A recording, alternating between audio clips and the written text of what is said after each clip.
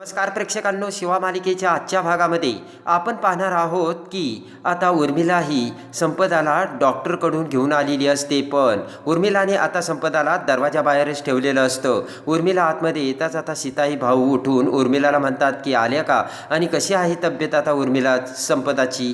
तेव्हा आता उर्मिला म्हणते की आता संपदा ठीक आहे. तर भाऊ म्हणतात पण तिला आतमध्ये का नाही घेऊन आलीस उर्मिला तू. तेव्हा आता उर्मिला म्हणते की मी संपदाला अशी आतमध्ये नाही आणू शकत. सीताईला सुद्धा आता काही कळत नसतं. तेव्हा आता सीताई म्हणते की काय बोलतेस तू. तर उर्मिला म्हणते हो शिवा, तू तुझ्या रूममध्ये जोपर्यंत जात नाही ना तोपर्यंत मी संपदाला तुझ्यासमोर नाही आणू शकत. ते ऐकताच आता शिवाला धक्का बसतो. उर्मिला म्हणते साहजिकच आहे. शिवा ज्यावेळेस संपदासमोर आली त्यावेळेस आता संपदाला रॉकीच्या सगळ्या आठवणी तिच्या डोळ्यासमोर आल्या आणि तिला ते पेललं नाही.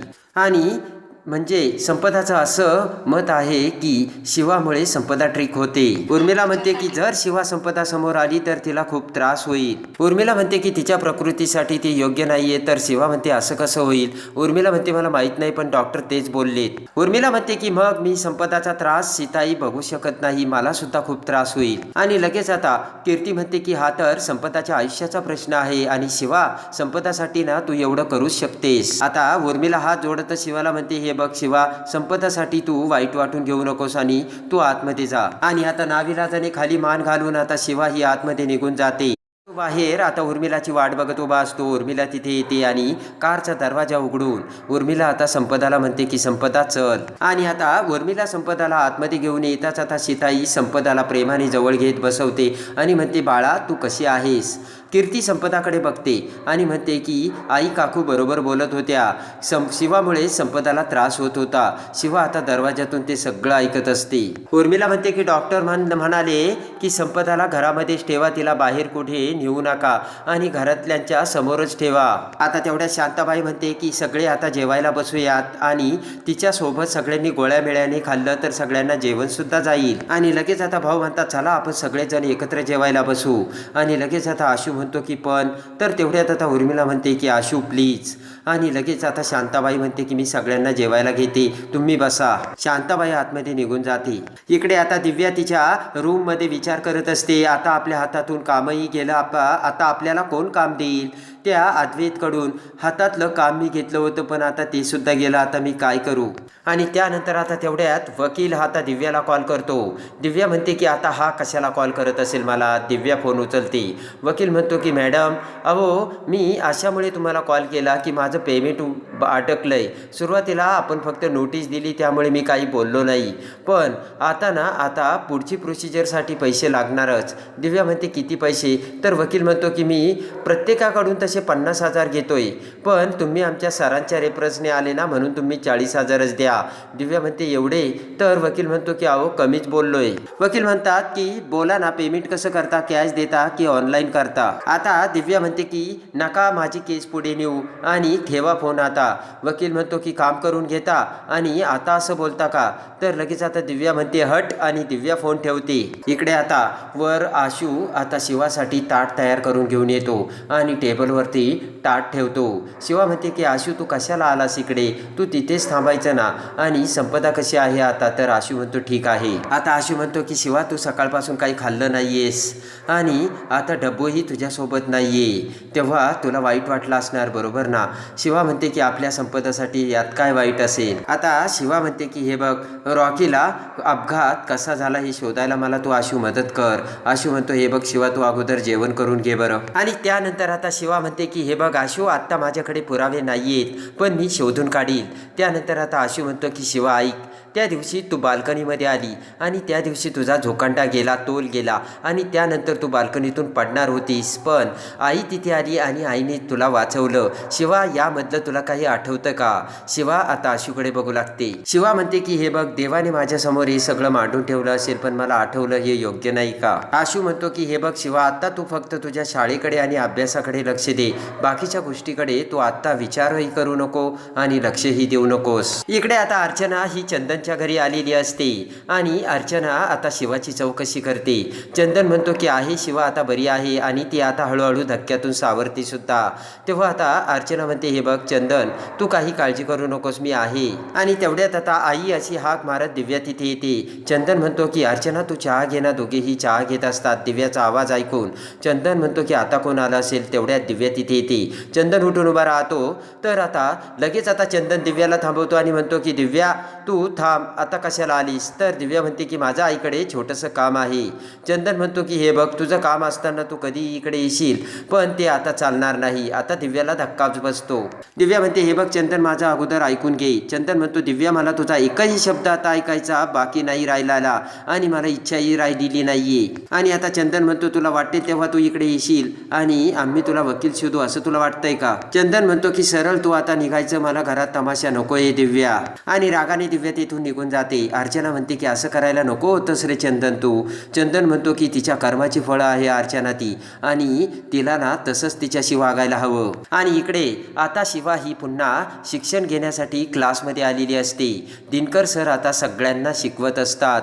शिवा सुद्धा आता मन लावून अभ्यास करत असते. पण आता पुन्हा शिवाच्या डोळ्यासमोर रॉकीचा तो अपघात येतो. रॉकी कसा टेम्पोला धडकला आणि आपण कसं रॉकीला आणलं हे सगळं आता शिवाला आठवतं. शिवा आता घाम येऊन अस्वस्थ होते आणि त्यानंतर आता शिवा डोक्याला हात लावते आणि लगेच आता शिवा उठून उभा राहते. दिनकर सर म्हणतात, शिवानी काय होतंय.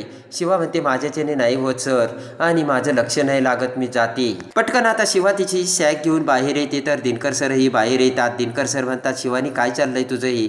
शिवा म्हणते, खरंच सर माझं लक्ष नाही लागत. आणि लगेच आता शिवा म्हणते की मला ना समोर संपदाचा चेहरा दिसतो आणि संपदाला सुद्धा मी समोर आले तर रॉकी दिसतो. आणि आता शिवा म्हणते की संपदाच्या तोंडातून फक्त रॉकीचं एकच नाव आहे, तिचा चेहरा बघवत नाही, तिची अवस्था खूप वाईट झाली आहे सर. आणि त्यानंतर आता शिवा म्हणते की दिनकर सर मी तुम्हाला खात्रीने सांगते, रॉकीचा ॲक्सिडेंट नाही झालाय, त्याला कुणीतरी अपघात करून मारलंय. आणि शिवा म्हणते की जेव्हा मी त्याला आणायला गेले होते तेव्हा तो तिथे धावत धावत का आला. तिथे येण्याची त्याला काही गरजच नव्हती. लग्नाची म्हणजे साखरपुड्याची सगळी काही तयारी करून त्याने गॅरेजवरच थांबायला हवं होतं, कारण मी फोन करून त्याला सांगितलं होतं मी तुला गॅरेजवर न्यायला येते आणि मी कोणत्या रस्त्याने येणार हे देखील त्याला माहिती नव्हतं. आणि अशा परिस्थितीत तो माझ्याकडे कसा पळत आला, त्याला काय समजलं, हे सगळं आता शिवा दिनकर सरांना सांगते. मला तर हे काही कळत नाही आणि मी हे जे काही सगळ्यांना सांगते ना, माझ्यावर सुद्धा कोणी विश्वास ठेवत नाही असे शिवा दिनकर सरांना सांगते. आणि दिनकर सर म्हणतात की या सगळ्या गोष्टी दुसऱ्याला सांगायच्या अगोदर शिवानी मला तू एक गोष्ट सांग, या सगळ्या गोष्टींचा तुला तरी विश्वास वाटतो का, तुला तुझ्यावर तरी विश्वास आहे का. आणि त्याच वेळेस आता कैलासचे बोलणे आता शिवासमोर आलेले असते. आणि शिवा ज्या वेळेस लहानपणी लहान असते त्यावेळेस आता कैलाससोबत ती गॅरेजवर आलेली असते आणि त्याच वेळेस कैलासने शिवाला हाच प्रश्न विचारलेला असतो, शिवा तुला तरी तुझ्यावरती विश्वास आहे का. आणि आता कैलास म्हणतो, मी तुला प्रश्न विचारलाय शिवा, मला माझ्या प्रश्नाचं उत्तर दे. तर लहानपणची शिवा म्हणते की मला नाही माहिती पप्पा. आणि लगेच आता शिवा म्हणते, बरोबर आहे पप्पा, तुम्ही म्हणताय ना तसं माझ्यामध्ये काहीच खास नाहीये आणि मी नाही जाणार सगळ्यांच्या सोबत खेळायला. आणि त्यानंतर आता कैलास म्हणतो की हेच शिवा तुझं चुकतंय, आता बघ मी तुला हे जे काही सांगतोय ना ते नीट ऐक. आणि ते सगळं आठवताच इकडे दिनकर सर सुद्धा शिवाला सांगतात, शिवानी इथेच तुझं सगळं चुकतंय, दुसऱ्याला सांगायच्या अगोदर तुझा स्वतःवरच विश्वास नाही, मग दुसरे तरी कसा विश्वास ठेवणार. आणि आता शिवा म्हणते की सांगण्यासाठी कुणाचा तरी आधार पाहिजे असंच मला वाटणार ना. दिनकर सर म्हणतात, हे बघ शिवा, अशी हिंमत हारून चालत नसतं. शिवा म्हणते की पण कुणा तरी हिंमत देण्यासाठी आधार देण्यासाठी आपल्या सोबतीला हवं असतं सर. शिवा म्हणते की मला माहिती आहे, मी खात्रीने सांगते सर, हा ॲक्सिडेंट नाहीये, त्याला कुणीतरी मारलंय आणि आशू सुद्धा माझ्यावरती विश्वास ठेवायला तयार नाहीये सर. आता इकडे कैलासने सुद्धा लहानपणीच्या शिवाला समजावलेलं असतं आणि कैलास म्हणतो की हे बघ शिवा, तू ना हिंमत अशी हारू नकोस, तुझ्यापेक्षा वयाने मोठ्या असणाऱ्या मुलींना तू कबड्डीत धोबीपछाड केलंय, सरांसोबत सुद्धा तू भांडलीस आणि तुला तुझ्यावरती विश्वास असायलाच हवा, हे देखील आता शिवाला आठवतं. आणि दिनकर सर सुद्धा शिवाला तेच सांगतात की तुला हिंमत हारून कसं चालेल बाळा. आता दिनकर सरांनी सगळ्यात मोठा कानमंत्र शिवाला दिलेला असतो. दिनकर सर म्हणतात, हे बघ शिवा, तू पुरावे शोधायला सुरुवात कर. तुला छोटीतली छोटी जरी गोष्ट मिळाली ना तरी ती ती गोष्ट तू मिळाली की मग तूच ती सगळ्यांना सांग, नक्कीच तुझ्यावरती सगळेजण विश्वास ठेवायला लागतील. आता शिवाला दिनकर सरांचं म्हणणं पटलेलं असतं आणि शिवा आता दिनकर सरांसोबत पुन्हा आता आतमध्ये जाऊ लागते. पण तेवढ्यात आता दिनकर सर म्हणतात की ऐक शिवानी, हे सगळं करण्याबरोबर सुद्धा एक गोष्ट महत्त्वाची आहे आणि ते म्हणजे शिक्षणसुद्धा महत्त्वाचं आहे. आणि लगेच आता शिवाला दिनकर सरांचं म्हणणं पटलेलं असतं आणि शिवा तयार झालेली असते. आणि त्यानंतर आता शिवा ही रॉकीचा ॲक्सिडेंट झाला नसून रॉकीला कुणीतरी मारलंय याचा आता पुरावा शोधण्यासाठी बाहेर पडते. आणि आता तो पुरावा घेऊन शिवा आता सगळ्यांसमोर कशी येते आणि रॉकीचा अपघात झालेला नसून तो केला गेला याचा छोटा पुरावा घेऊन येत आता सगळेजण कसे शिवावरती विश्वास ठेवतात आणि दबंग स्टाईलने सगळेजण आता शिवावर विश्वास ठेवता क्षणी शिवा कशी आता पुरावा घेऊन येते आणि शांताबाई सुहासला फाट्यावर मारत ड्रायव्हरचा आता कसा खेळ खल्लास करते आणि सुहासचे भयानक सत्य आणि शांताबाईचे भयानक सत्य समोर आणून दुर्गावतारात आता शिवा दोघांनाही कसा बाहेरचा रस्ता दाखवते हे बघण्यासाठी आणि शिवा मालिकेच्या डेली अपडेटसाठी आपल्या चॅनलला लाईक करा, सबस्क्राईब करा.